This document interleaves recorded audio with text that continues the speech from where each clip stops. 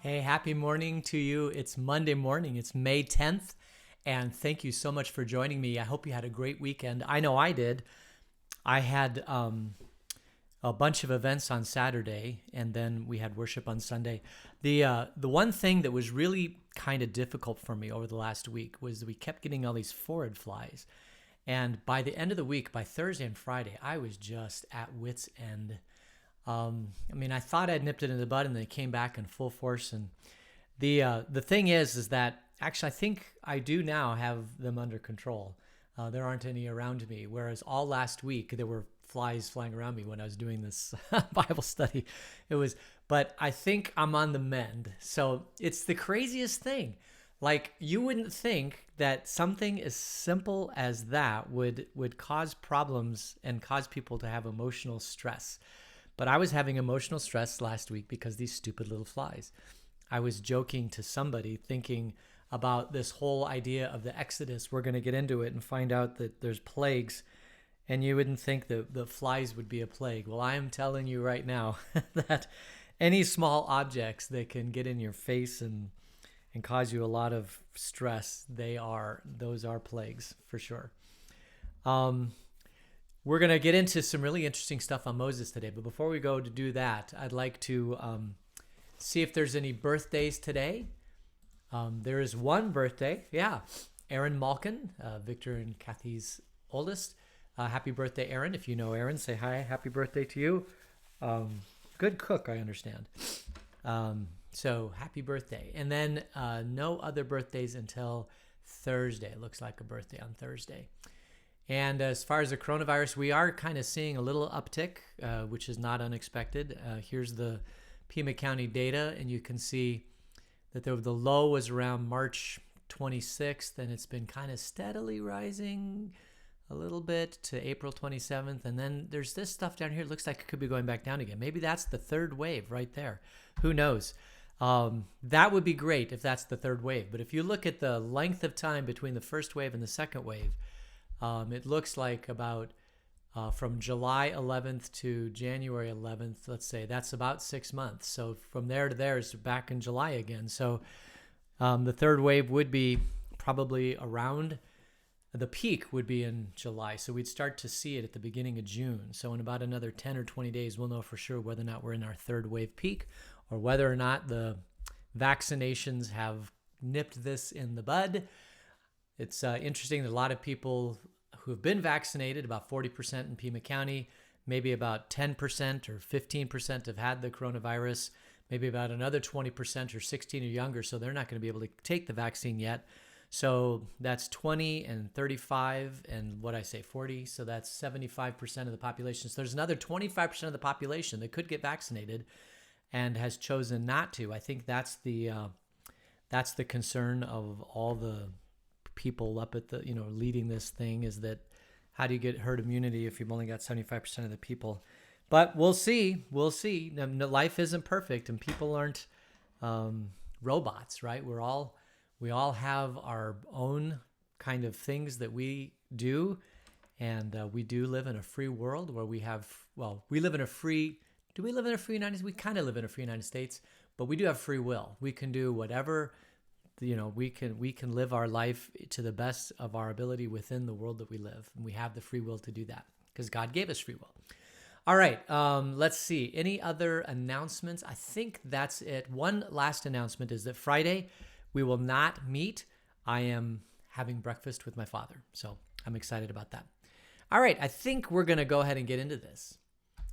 We are in episode 11 of our study, Exodus, the Great Rescue. And this, as I have said, is the number one story of the Israelites, the Hebrews. This is the one that they go back to all the time and say, this is when God rescued us. It is the central pinnacle story of the Old Testament. And then you have judges and kings and prophets and all that sort of thing leading up to Christ. But this is the story. So it's worth spending a lot of time looking at it. We left last Friday talking about this whole idea of Moses being a reluctant leader. Moses probably would have been just fine feeding Jethro's flocks out in Midian. But God came to him and said, I've chosen you to rescue my people out of Egypt, out of slavery. And Moses has to take off his shoes. He's in holy ground in front before God in the burning bush. There is no question that Moses has to do this. This is the thing about free will. Moses could say no, but do you really want to say no to the creator of the universe? Do you really want to say no to the God of Abraham, Isaac, and Jacob? Would it be wise to say, thank you so much, sir, I really appreciate it, but I'm not going to do it? Or, on the other hand, when God comes to you and says, you are the one I have chosen, you're going to do this, do you have to follow his lead? And this is the same is true in every aspect of our lives, in every person. If God were to come to you and say, I really believe that this is something that you should do, is it really wise to go against God? I think of my own life when I felt the strong urging from God that I should go to the seminary and become a pastor. I could have said no, but is it wise to say no to God? When God really lays it on your heart to do something, can you say no to God? No matter how difficult the journey may be, no matter how difficult the cost. I've come to the conclusion in my life, and I guess I'm late 50s, so I can start looking back at my life and thinking about things that I've done and things I did well and things I didn't do well. But I believe I've come to the conclusion that going against the urges of God in your life is neither wise nor prudent. That when God calls you to do something and you feel with it in all of your heart that this is something that should be done, then you go and you do it and you leave the results of that to him.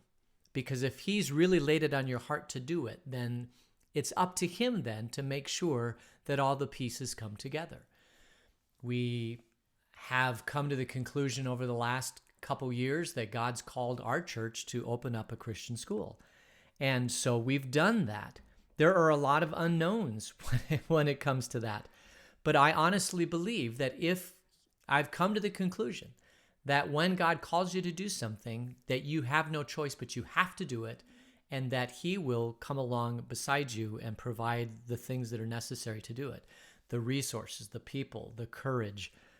Anytime you do something that's not done before, you're going to have detractors. You're going to have people, and I'm not talking about school. I'm talking about anything in life. If you're moving in a path that you believe that needs to be done, you are going to get detractors. You're going to get people who say, no, you can't do that. It can't be done.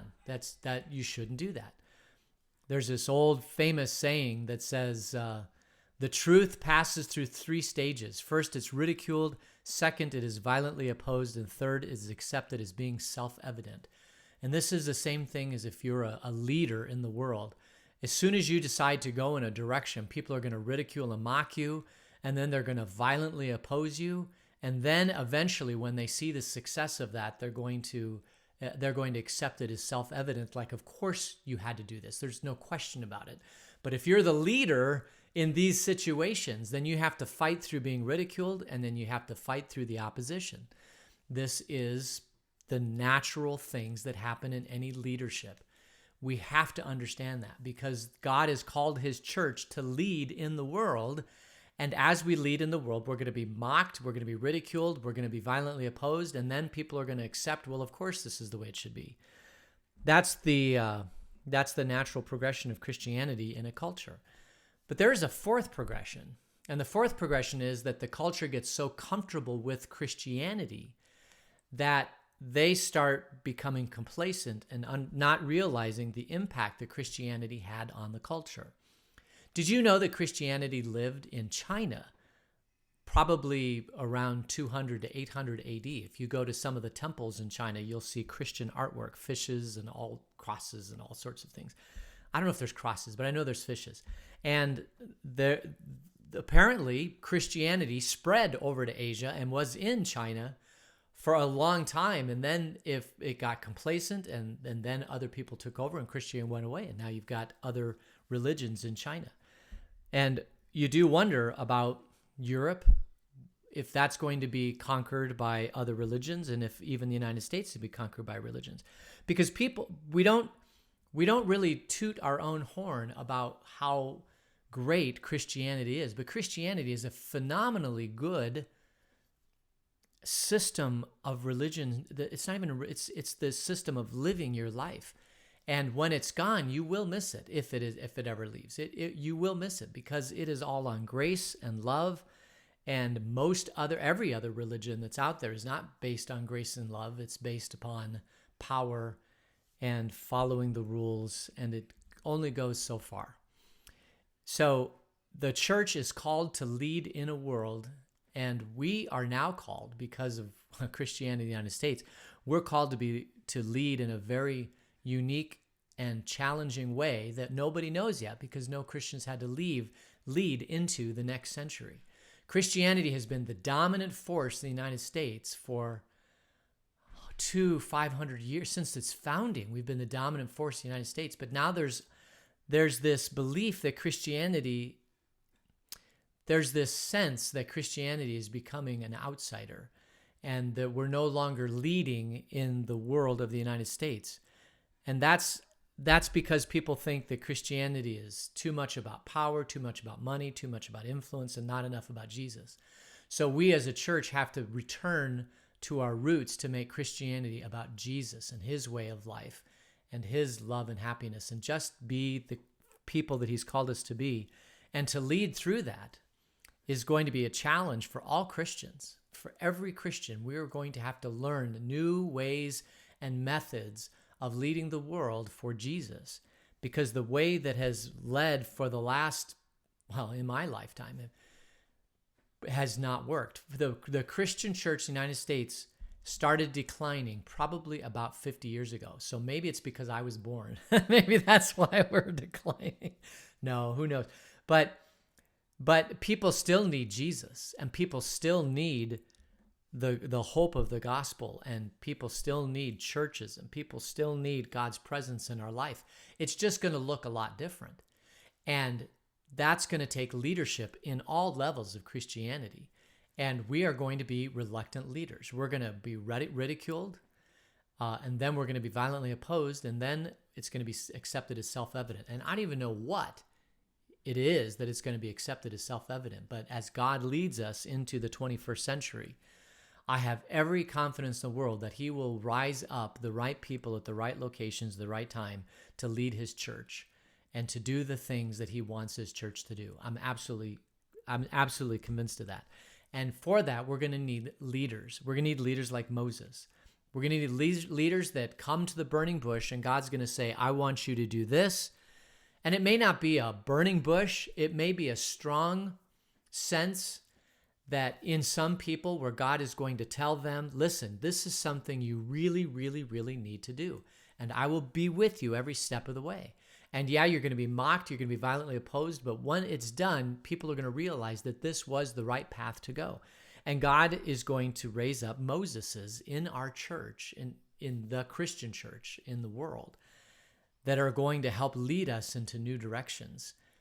And Luther was one of those leaders. Martin Luther felt absolutely convicted by God that this was the direction he needed to go. And he was ridiculed initially, and then he was violently opposed. He had to be sequestered away into a castle, and Junker George, he was Knight George in this castle, because everybody in Europe was trying to find Luther to kill him because of his revolutionary things. And then, of course, it becomes self-evident. Well, of course, he had to do the Reformation because the Roman Catholic Church was broken, and the Reformation helped fix not only Europe, but the Roman Catholic Church at the time. And there have been other times in history when we should have had reformations and they haven't happened. But we are in the middle of a reformation now, I'll tell you that. And God's going to rise up Luthers. And he's going to rise up Melanchthons. He's going to rise up Chemnitzes. He's going to rise up people. These are all famous Reformation figures that you study when you go to the seminary. He's rising up all these people to do the work that he wants to do in his church. and it's going to require leadership. And Moses is just like all of us. Moses is a reluctant leader.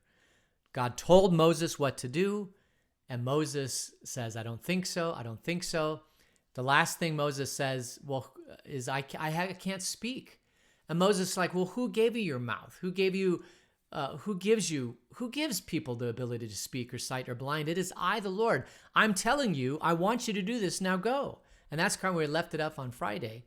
And so we're just going to continue reading because Moses is not there yet. Verse 13. But Moses said, pardon your servant, Lord. Please send someone else. All right. I'm going to give you everything you need. You're going to do it. It's going to be fine. Go. I gave you your mouth. I'm telling you to do this. I'm the Lord God that created the universe. You got to do it. And Moses is like, but just send someone else. I don't want to do it.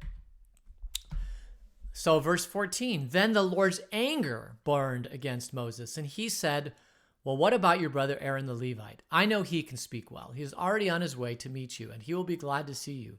You shall speak to him and put words in his mouth. I will help you, both of you, speak, and I will teach you what to do. He will speak to the people for you, and it will be as if he were your mouth and as if you were God to him. But take this staff in your hand so you can perform the signs with it. So God's not going to let Moses off the hook here. He could have easily come to Aaron and said, Aaron, you've got this great tongue. You go and do this. But there was something about Moses that God saw in him that he wanted Moses to lead the people. He didn't want Aaron. If he wanted Aaron, he would have shown up to Aaron's life and said, I want you. But no, he went to Moses. Moses couldn't speak. Moses had some gifts, but other gifts he didn't have. And so God kind of brought alongside Moses other people. This is an important leadership thing, is that sometimes God calls you to do something and you say, God, I don't have the ability. Or how about this? God, I have some abilities. I agree with that. But there are a lot of other things that I am just horrible at and that I cannot do. And God, I just can't do those things. And that's when God needs to then come up with other people in your life to help these leaders to be able to be rounded and to be able to have the skill set that they don't have. And so God brings along other people in the skill set. And there is no one perfect leader except Jesus. Jesus was a perfect leader and he had nothing. He had no money. He wasn't well known. He wasn't well spoken. He didn't come from the greatest schools. He's not like the Apostle Paul that studied with Gamaliel, who was one of the greatest leaders at Paul's time. Jesus was this simple hick from a hick town that nobody knew, had no pedigree, had no background. As a matter of fact, some people still were talking about how he may not even, his father and mother may have had him before they were even married. And so this is the things going against Jesus. He had zero power, influence. And yet, because he was God, he was able to gather around him 12 men who changed the world, who we still follow Jesus today because of who he was. But Jesus is the only perfect leader. All the rest of us, all the rest of his church are imperfect. We don't have all the skill sets. But with all the church, we do have all the skill sets. This is what Paul says. Paul says, some of you are arms, some of you are legs, some of you are heads, some of you are fingernails, some of you are toenails. But with all of the parts of the body, we can do the stuff that God wants us to do. But it does take leadership. There are times when God calls people to lead, and leading is difficult. And leading requires, at times, change. Leading requires doing things that haven't been done before. Leading requires fighting against powers that don't want things to change. So there is a lot of stress in leadership. So I can understand why Moses doesn't want to lead. I mean, could you imagine that you are the person that God chooses to go into Pharaoh's court and say, let my people go? And is that going to go well? I would say most people, if it wasn't for an experience in the burning bush, nobody else of the Hebrews would have gone into the face of Pharaoh and said, "Let my people go," because Pharaoh would have killed them. And Moses knows this. He lived in Pharaoh's court. He saw how Pharaoh dealt with people. So, so he knows that the only way that he can go in front of Pharaoh and ask for his people to go is if God is by his side. But now Moses has seen in the burning bush that God is by his side, so he has no choice. He has to do this. He argues. God doesn't let him off the hook. He doesn't pick Aaron. He says, if you have to speak words, let Aaron speak the words, but I'm putting you in charge. You're going to do this. You are the leader I have chosen. This is you. So God bless Moses. He has to do that. We'll keep reading. Verse 18. Then Moses went back to Jethro, his father-in-law, and said to him, "Let me return to my own people in Egypt to see if any of them are still alive." And Jethro said, "Go, and I wish you well." So finally, Moses agrees that he cannot fight God. He has to do what God has called him to doing. And so he goes to his father-in-law. Remember, Moses married Jethro's daughter, and now he's going to go back to, it appears that he has resigned himself to do what it's going to. This is, at some point, all leaders do this. And leadership isn't just in the church. Leadership is in business. Leadership is in your family. Leadership is in this world. There are times when you fight and you go against what you think that needs to be done because you're not sure you have enough skill to do it or enough strength to do it. And then finally you resign yourself to do it. I'm thinking about in my own life, I remember my mother-in-law saying, "When are you going to have children?" Jennifer and I have been married. I was married when I was 25, I believe, 26. I was 26. Jennifer was 24 when we got married. And after a couple years, she said, when are you going to have children? And I said, well, we're going to have children when we have enough money to have children, when I got my life together. And I remember her looking at me saying, yeah, you're never going to have your life together. If you wait till you have your life together, you're never going to have children. And that was really quite wise words. And so, we started having a family. But part of the problem is, and I think it's part of the problem in our world today, is we don't create leaders, we create followers. We live in a world that has so much regulation here in the United States that there are many people who are followers and not leaders. And if you want to have a family, if a man and a woman, or a young man and a woman come together and they're going to have children, that's a scary thing for most people. For me as a guy, it was a really, really scary thing. It meant that I had to then take leadership and ownership of this family to make sure that we would get through things. And that's just scary. I mean, it's really scary. It was scary for me. I mean, I guess I knew that we would make it, but it was still a little bit scary. But I wonder about today's youth, these young boys and girls today, because you talk to a lot of them and they're saying like, well, we're just not going to have kids. We're not sure that we can do that. We're not sure that we're cut out to be parents. And so you see a lot of people, in this younger generation, it's like, we don't want to have kids. And the thing is that apparently the replacement rate in the United States, the natural replacement rate in the United States is plummeting. Just so many young couples are getting married. They like that idea. Some of them aren't getting married, but the idea of having kids, that's kind of a strange and fearsome thing to think about. And yet we know that the greatest gift that God gives us is to have kids and to lead our family and to lead our children and to love our children and to be like gods to our children. That's what Moses said, or that's what God told Moses. He says, you are going to be like a god to Aaron. You're going to be in charge. He's going to follow you as if you were God. Every word that you say, Aaron is going to be bound to do because I put you in charge. You're the one that saw the burning bush. And so I'm going to make you the leader. And I believe that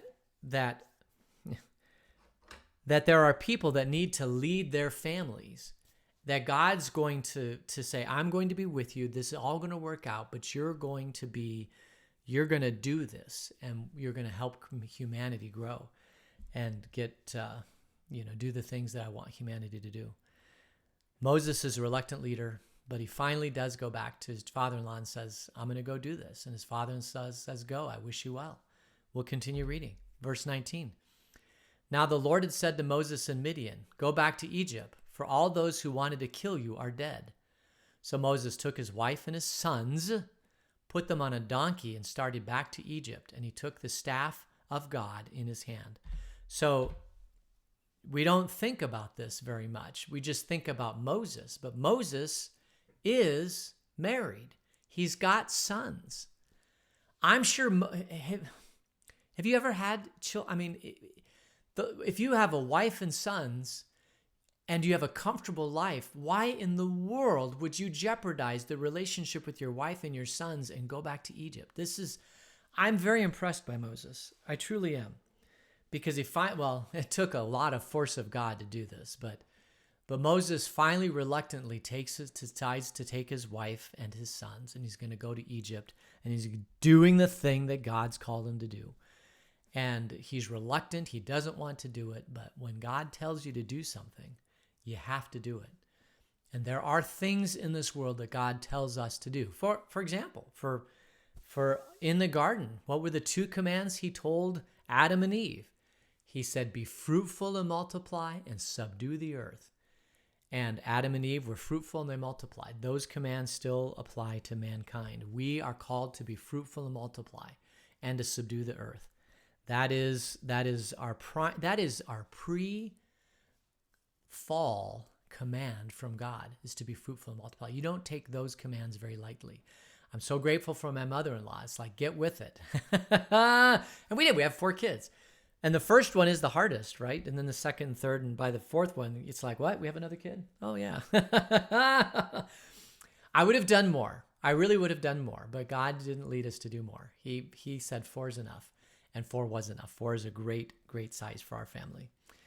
And I feel very blessed to have those arrows in my quiver. All right, so I think we'll leave it now because now the story's now we're gonna see some really interesting things in this story. Now that Moses has resigned himself to go back to Egypt, he is going, but it's not all a bed of roses. It's anything but a bed of roses. But God's on his side. God's called him, so he's got to do what God's called him to do. So I think we'll leave it there. Let's close in prayer. Gracious God, thank you for this beautiful day. But Lord, when you lead people, it can be very difficult. So we thank you that you walk beside and you provide the resources to get the things done that you want done. Help us always to be faithful to your calling. We pray this in Jesus' name. Amen. All right, so that's it for today. Thank you so much for joining me. And I pray that you have a great rest of the day, and we'll see you tomorrow. Take care. Bye.